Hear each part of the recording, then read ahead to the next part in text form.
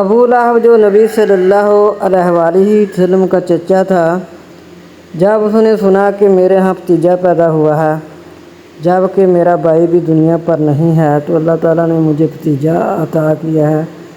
تو اس نے اس خوشی میں آ کر اپنی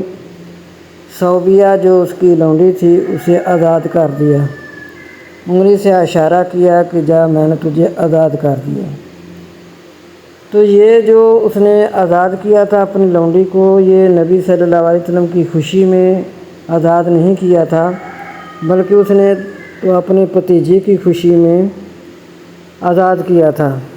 کیونکہ اتنے بڑے جو عالم تھے اس وقت موجود اس زمانے میں، ان کو پتہ نہیں چلا تھا کہ جب آپ صلی اللہ علیہ وسلم چلنے پھرنے لگے تھے، لیکن جو نشانیاں تھیں وہ پوری ہو گئی۔ آپ صلی اللہ علیہ وسلم کے چرچے تو ہو رہے تھے کہ آپ صلی اللہ علیہ وسلم دنیا پر تشریف لانے والے ہیں، چرچے تو ہو رہے تھے، لیکن پتہ تو یہ نہیں تھا کہ یہ وہی ہیں۔ تو ابو لہب کو بھی یہ نہیں پتہ تھا، اگر وہ نبی صلی اللہ علیہ وسلم کو نبی مان لیتا تو پھر بعد میں مان لیتا، لیکن اس نے تو اپنے بھتیجے کی خوشی کی ہے، جو کہ اس وقت رواج تھا۔